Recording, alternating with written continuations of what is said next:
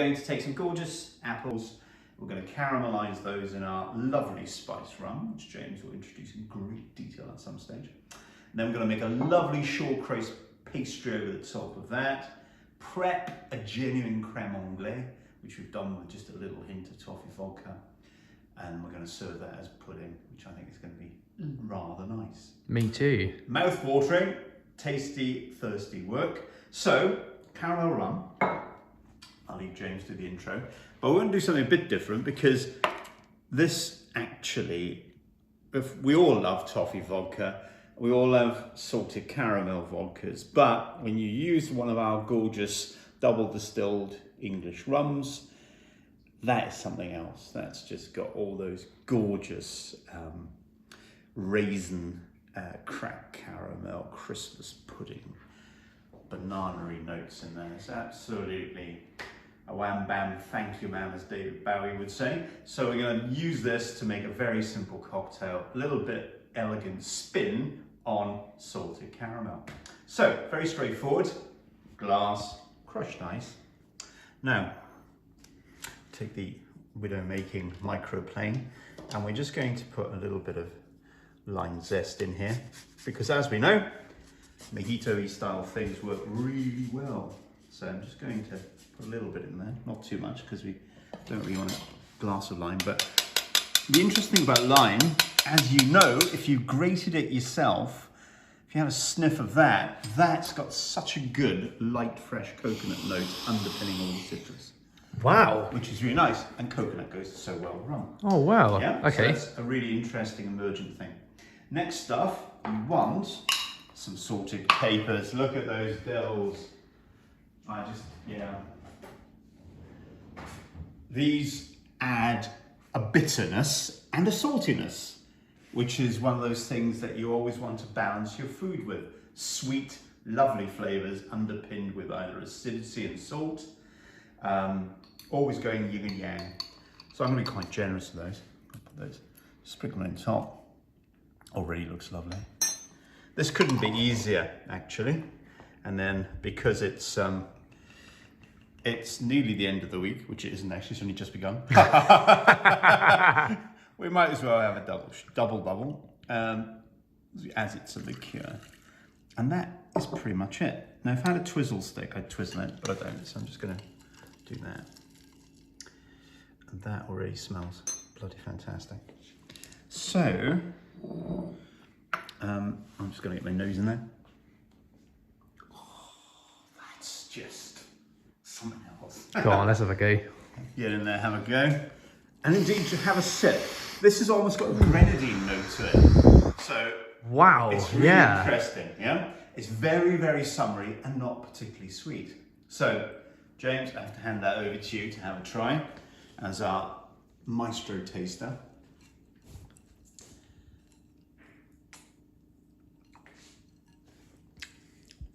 Oh my gosh. Wow. So that's Oh wow. that's a bit of fun, isn't it? Mmm. Oh, it's everything you want from sweetness and bags of flavour, the lime, the salt and everything, but that's not syrupy, that's not too heavy. Oh, Talk about doing the rum justice. really nice, very tingly. That is a really fun cocktail. A fun cocktail. Yeah. And you notice, no risky cocktail shaker. Because we didn't fill in the risk assessment.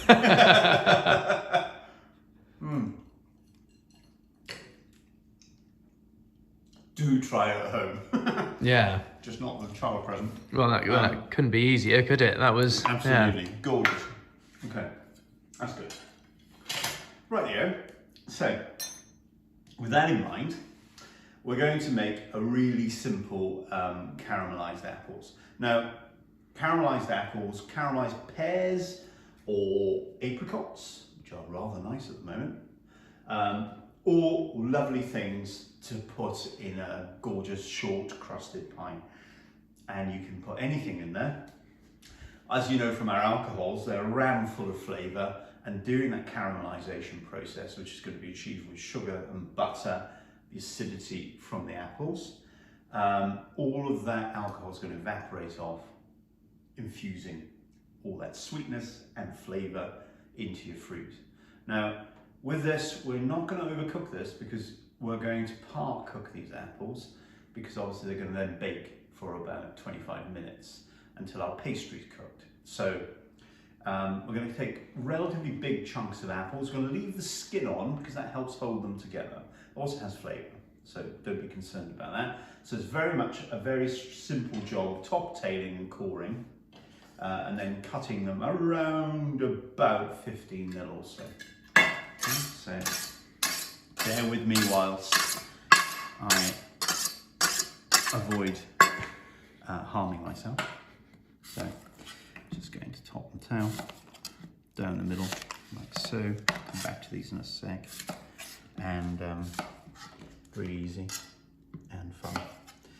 And the good thing is that apples are inexpensive. You know, if you've got your own apple tree at home, obviously they're free. In most villages actually around the country, you can go up and down and you'll find excess apples on trees. These are dessert apples. You could use cooking apples with a bit more sugar. Obviously not from this year's British crop. These are actually from Italy. As you know, we've just gone out of apple blossom a couple of weeks ago. So we're waiting for our apples back end of August, early September. So I'm just going to make a very simple V-shaped cut down here, which I hope will be edited before we all die to death. Boredom, but very simple. And it's really very easy. Topping and tailing could be considered a waste, but it's a benefit now because this apple's standing rock solid below me. It's not twitching in my hand, and I'm not going to hurt myself. So, apple corer would do this. I don't have an apple corer, so I'm using this instead, taking my time. To be honest, it's faster than apple coring. We're using one in my hands. So that's nearly done. Stealth sip by James. And this is the kind of point where once you've done the coring, you can go and put your butter and sugar in a pan while we wait. So you can chop it up. So I've got a hot pan, saute pan, just a bit of a height to it. I'm going to put in a certain amount of butter. It's probably around about 4 heaped tablespoons of butter. Just enough, whatever you think is appropriate really. You can add too much and it becomes a little bit oily, so you just kind of something around about half the weight of apples. Probably somebody's weighed it out all nicely. And then sugar wise, kind of, I'm going to go around about a palmful per apple. Oh, so it's about 1, 2, 3. Okay, and that's going to start ticking away while all that's going on. I'm then going to just make my chunky apple slices. And this hob is medium-high heat. That's high heat at the moment. High heat, okay. We're going to just get some heat in the pan and then we can move it to a different heat. Sure. But medium-high is pretty good. You don't want to cook it so hard that it's going to burn, but enough that you can get some caramelization. Most caramelization takes place at between 130 and the high 170s. So just getting some nice chunky apples done. And these are obviously then going to be cooked round about 7 or 8 minutes. Should get them par cooked for our needs. There we go. So, pick them up. Oopsie. Okay. And it's a really easy, gorgeous meal as well, because I mean everybody loves apple pies and things. Not so popular these days for home cooking. When we come to our brunch series, which will be what we'll be doing shortly, you'll see us using lots of fruits and combining it with good meats and whatnot to add some sparkle to the first day of the meal of the day. So that's pretty good. just going to leave that cook away for a sec. You could now, at this stage, you know, you could add some star anise, some cinnamon if you wished. Oh. I'm not going to do that. I'm going to keep it really easy. I would probably add some thyme to this because I just quite like that fresh note that's not overly herbal, but just a bit of lift to break the sugariness up. But I wanted to make this kind of pudding, so that's why I've made it very, very simple. Sure. You could add a piece of lime to this. You could add pecans if you want to add pecans to it. Any other nut, macadamias, partially crushed. You can, sounds totally ridiculous, but a carrot would not go amiss in there. A carrot? Yeah, nice and sweet, gorgeous. You know, and make it interesting to the eye. Go for your purple or your yellow, purple carrots. Crikey. Gorgeous. Yeah. Just interesting, and also sweet beets. Really nice. Stains everything, so you're going to end up like a cherry pie. They work quite well. And you've put all of those in at this stage? Yeah, I just get them going because that's what we're doing now. That won't take too long. As soon as that starts to get some caramelisation, then we'll turn it over, and then we're going to add our rum. How much rum we're going to add? I'm probably going to add quite a generous amount.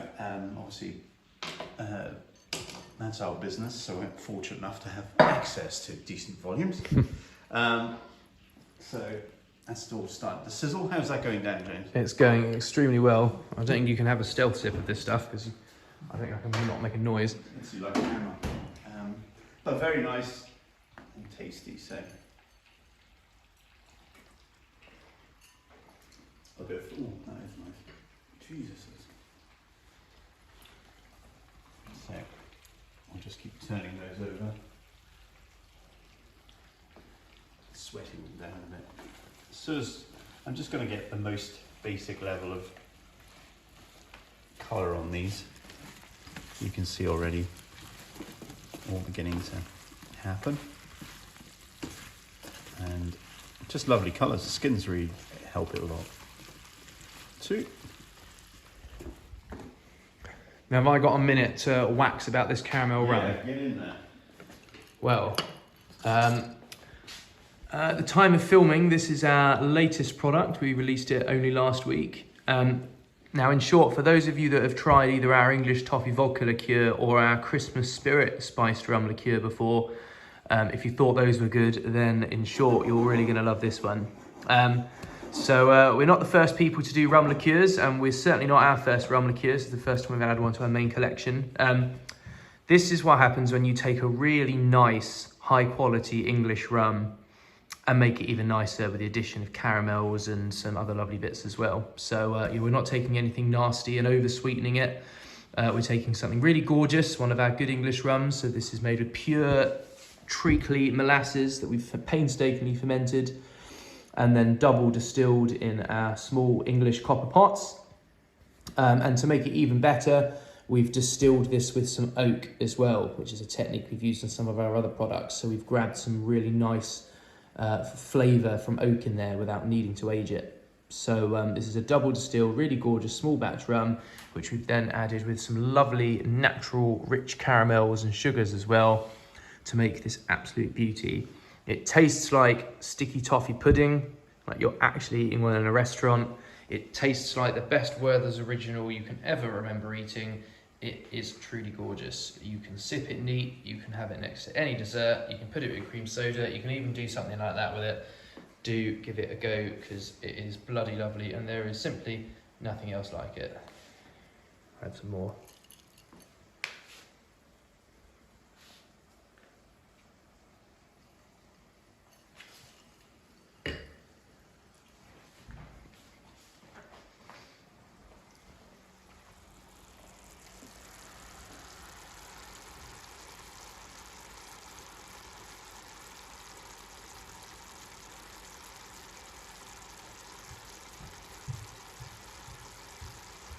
Actually, this all the time.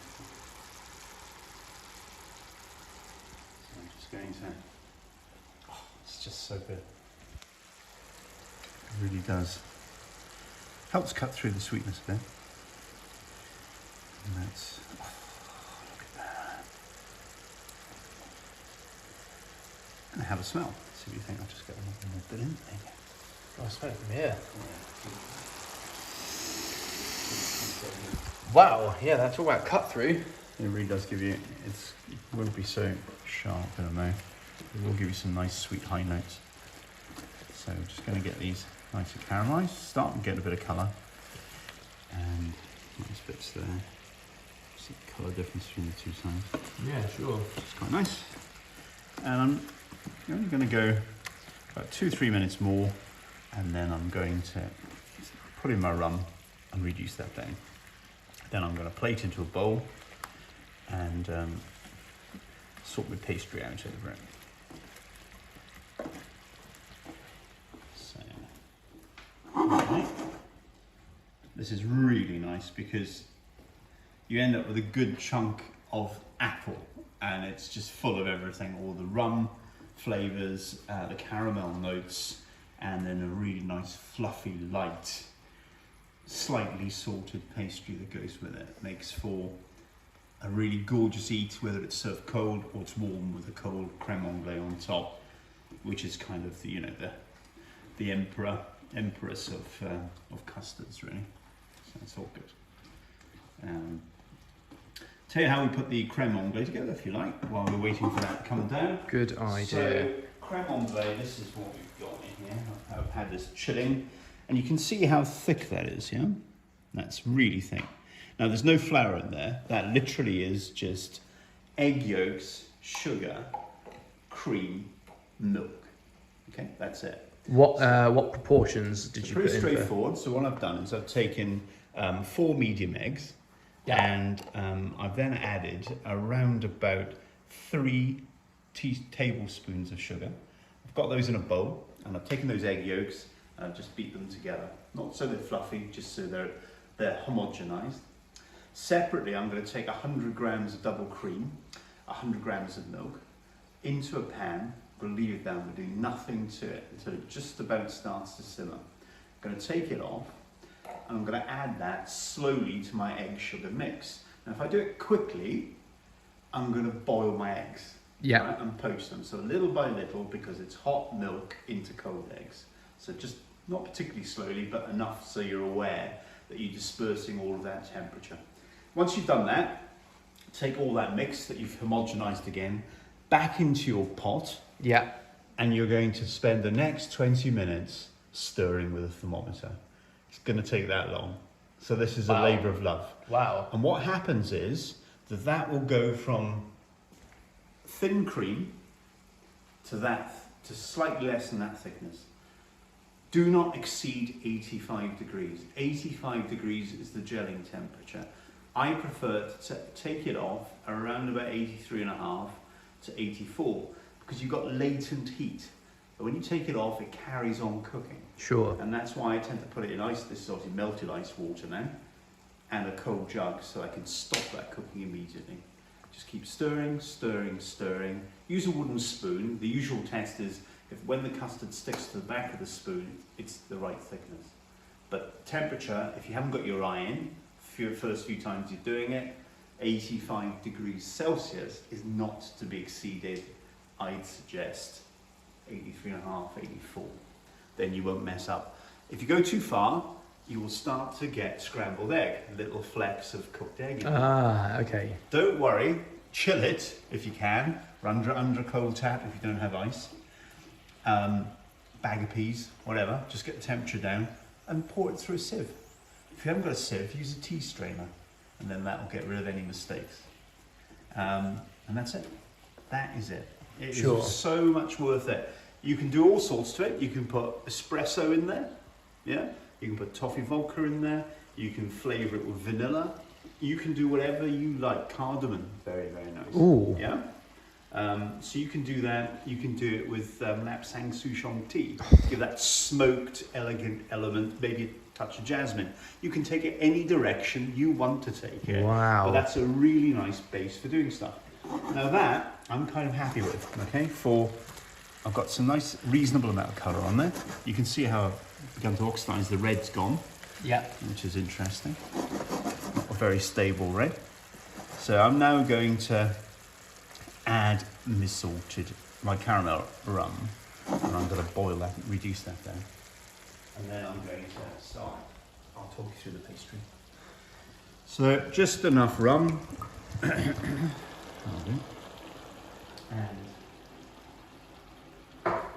25% of that is alcohol. So that's going to come off pretty quickly.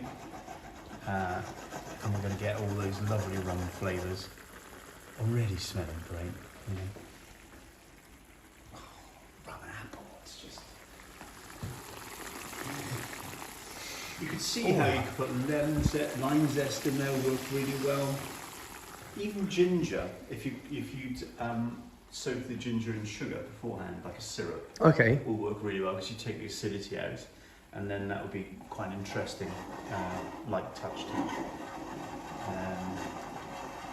Yeah, it's fascinating where you could go from here. You can just literally go anywhere you like. Wow, yeah. And if you chilled that, you can press it, yeah, and then you could serve it with maybe shredded spiced pork, in a terrine fashion. Wow. That'd be really nice. At this stage? Yeah, very much so. Oh, just, wow, yeah, okay. Just, you know, cook it a bit longer so it's got, you can press it and get some consistency to it. You can take some sweet shallots. You can see how you're already building a really interesting way forward from what's a good base anyway. So these are the sort of things that while you're sitting here waiting for 10 minutes, standing here for 10 minutes, you can really be thinking, oh, I could do an awful lot more with that. And apples and pork, you know, apples and sage, apples and chicken. They're all really apples and rabbit. Amazing meats, both as terrines, hops, all sorts, really. Lovely. So I'm just going to get this down to, I obviously don't want it sloppy because I don't want my pastry to be soggy. So I'm just going to reduce that down, probably by about a half. And whilst that's going on, we're softening the apples. I could talk you through our pastry. So, short crust pastry is fantastic. So you can buy it, all well and good. Don't bother because it's dirt cheap to do it yourself. I mean, and all I've done here is, and you can do this, I do this in a food processor, so I cheat, all right? I don't stand there like some the berry lady, who's obviously an amazing dessert chef. So what I've done here is I've taken 125 grams of plain flour, 75 grams of diced cold butter, a good pinch of Maldon sea salt. Why Maldon sea salt? Because it's all salt. It's got no other rubbish in it. And I put that in a food processor and I blitz it until it's all homogenized. It takes about 10 seconds. 15 seconds max. Temperature doesn't rise too much, so you're not going to melt the butter and distort that. And then I'd probably put around about a tablespoon, maybe 2 tablespoons of chilled water in, blitz again, and this is formed. Literally, you get a whole pastry formed. Put it in the fridge. I've bashed it down to make it so I don't have to roll it as much. And all I'm going to do now, that's ready to go when my apples are ready. I'm going to roll it out, bit of flour on the surface, and then layer it on, make some nice little marks on it, glaze with an egg yolk and a little bit of salt, hot oven 25 minutes or until golden brown. Job done. Serve it hot, serve it cold. Really easy. So never be afraid of pastry because it's the easiest thing to do. The only way you can go wrong is by adding too much water or getting it hot. And if you do it quickly in a food processor, you're not going to do that. And that's really nice. That's going to be gorgeous. 125 grams flour, 75 grams of butter, and a good pinch of salt. You want that salinity because it goes so well with sweet things, as we know. Sure. So, nearly there. This is folding nicely. Just going to reduce that a little bit more. And then I'll be in a position, I'm going to roll this out actually while I'm waiting. Why am I going to do a bad job at rolling out? Because I don't have a rolling pin. So we're going to improvise. I'm going to improvise with the obvious tool, a wine bottle. So, a little bit of flour, The great thing about flour is you can't make more mess than with flour, really, apart from maybe with oil. Fine enough. Get that down. And I'm just going to look at, this is roughly where I'm going, size-wise. So I'm eyeballing that badly. And I'm just going to make sure I've got the flour. So the flour is going to stick. Shit. Okay. So reveals a sort of cheap wine I drink. So my apologies to all you wine lovers out there. We've just got a nice bottle of Leoville Baton. John's exposed himself. He's not a wine lover at all. No. What's all this doing here? Exactly. Who put that there? So we're kind of in the right area there. And the nice thing about this is that you want it to be rustic. You know, you could make it perfect. Well, I couldn't, but rustic's good for this. And that's quite nice. Because I want crusty bits. And that's pretty good actually. So you can see that that's going to neatly, well not neatly, but it's going to fit in there quite well. So what I like to do with these is just hash it a bit. And this is where I would actually do all the egg stuff. So just going to make some marks because these will look great as they expand later. Very easy. Hash marks. Come back. So puncture it a bit later. As you can see, I am not a man of parallel lines. Right. And then I'm going to beat an egg up quickly. And paste that on. So bear with me while I do that. So Just check in on these.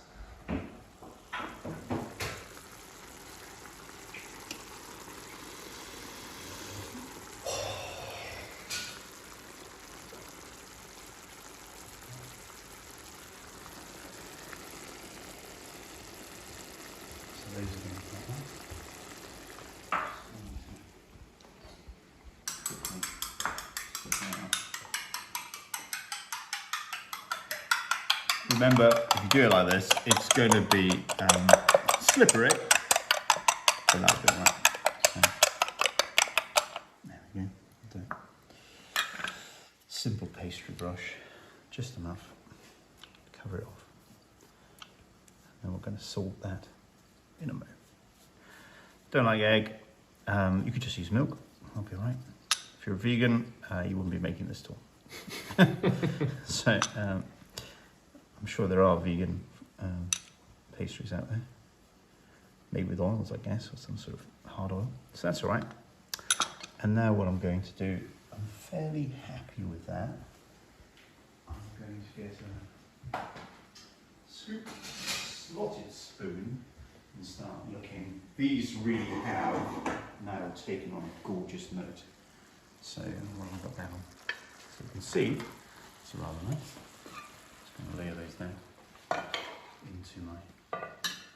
Oh, it starts to smell great. Yep. So just put those in there. Lovely. All higgledy-piggledy. And I'm actually surprised, but that's going to be okay, size-wise. And there you go. A few more bits and pieces. And nicely generous apple pie glaze.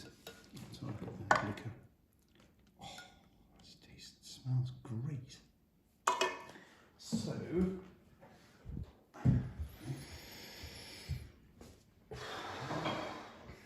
Smelling for you, James? Smells absolutely phenomenal. It smells like apples and caramel. So, Tick. That sounds good, doesn't it? So I'm just going to layer that on there. A little bit, not quite how I wanted it, but that'll do. And that's going to be great. I'm then going to take a little bit of Malden sea salt. Not the whole 5 kilo pack, you'll be delighted Crikey, to know. yeah. But this stuff is definitely worth doing, and Just that is going to transform it. A bit of demerara sugar, but we've got enough sweetness, and that is going to make it magical. So that for me is just around about 25 minutes away. We're going to bake it till it's golden. That's really what we're after. Maybe 28. Just keep your eye on. Look after about 22. This oven's at about 190. If it's on a good day, and if it's talking to me. If it's not, yeah, something different. There we go. We'll set that in a time traveling mode. Just setting the old timer. So, here we go. This has been about 30 minutes actually. Sounds quite nice, doesn't it? Sounds nice. Yeah. It looks nice. I'm just going to do a small scoop of this because it's, yeah, I want to eat it that way. Get rid of the place. From there.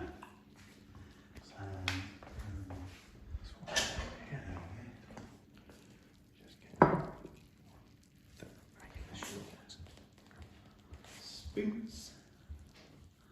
Rather nice. Ginger out of the way, crowded top.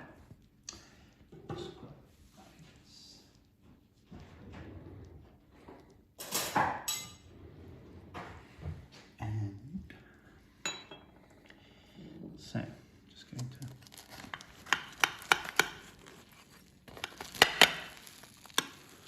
to see, got rather lovely. The smell, get in, I mean that's just transformed it now, the heat one. Yeah. Can't wait. Just going to take some cold Crème Anglaise, just to show you that it's nothing apart from delicious. I shall move that so you don't burn your nose, James, and get you a fork to get your opinion.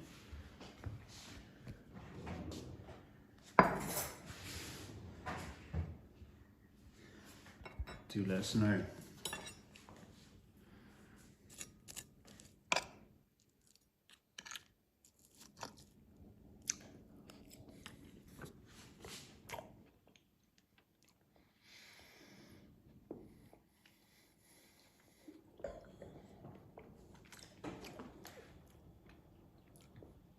Wow. Yeah. Bit hot. But then, yeah. God, that's amazing. Nice pudding. Yeah. Just a fun pudding.